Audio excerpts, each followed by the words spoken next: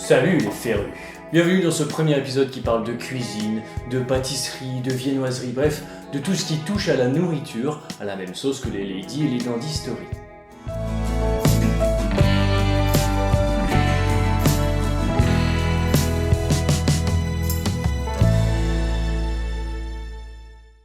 Une légende raconte qu'en 1683, pendant le siège de Vienne qui oppose l'Empire ottoman et le grand vizir Kara Mustafam, en pleine nuit, les boulangers de Vienne, toujours, ils auraient entendu des soldats qui seraient en train de creuser des sortes de galeries sous terre afin d'attaquer par surprise. Les boulangers vont donc prévenir l'armée et du coup, ils vont pouvoir les repousser avec succès. Et pour célébrer tout ça, devinez ce que font les boulangers? Une petite pâtisserie en forme de croissant pour rappeler le drapeau ottoman, vous voyez?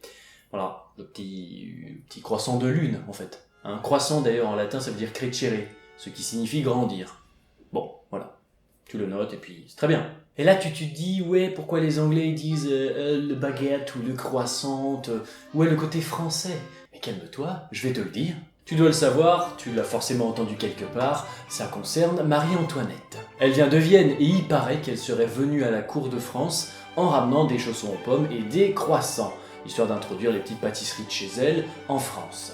Vrai ou pas, ce ne serait pas étonnant de Marie-Antoinette quand on sait toutes les frivolités qu'elle adorait faire exposer à tout le monde en étant près du trône en France. Enfin bon, on verra ça dans un prochain Tea Time.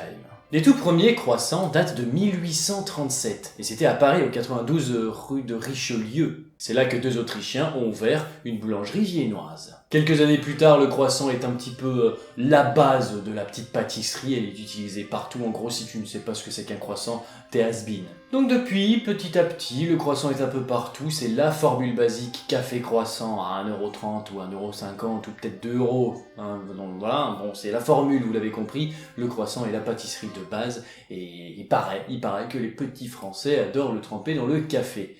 Et moi j'aime bien faire ça aussi du coup. Mais on l'améliore. Et oui, les Français ils sont pas cons, ils se sont dit on va lui mettre dans la pâte un petit peu de beurre. Et là, en 1920, on passe d'une base de pâte à pain banale à une pâte feuilletée. C'est chiant le feuilletage, parce qu'il faut suivre une formule mathématique plutôt précise en mettant le beurre dans la pâte et en faisant plusieurs pliages très réguliers afin que les feuilles gonflent et que ça donne les tartes à la frangipane ou les croissants qu'on connaît aujourd'hui. C'est typiquement parisien de l'associer au café d'ailleurs, j'ai oublié de vous le dire. Parisien non pas par le style, mais parisien ça se faisait beaucoup à Paris en tout cas quand le croissant est arrivé, voilà. Le beau croissant doré là qui, vous savez, des fois il y a une petite couche de caramel par-dessus, c'est encore meilleur. Mais toute petite, très fine.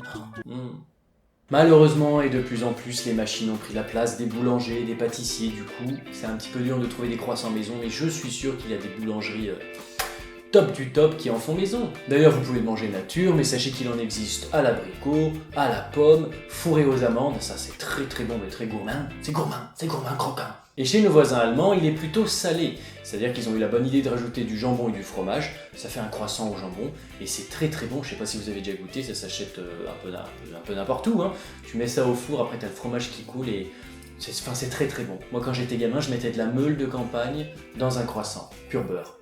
C'était très bon. En tout cas, merci d'avoir suivi ce premier épisode, peut-être un peu court, mais c'est le premier, la petite déco, là, j'ai essayé de faire un petit peu ce que je pouvais avec Clémence. Si ça te plaît, tant mieux, si ça te plaît pas, n'hésite pas à me dire comment arranger ça. Mais alors dis-moi, est-ce que ce n'est pas une très bonne première yummy story? Ça veut dire miam en anglais.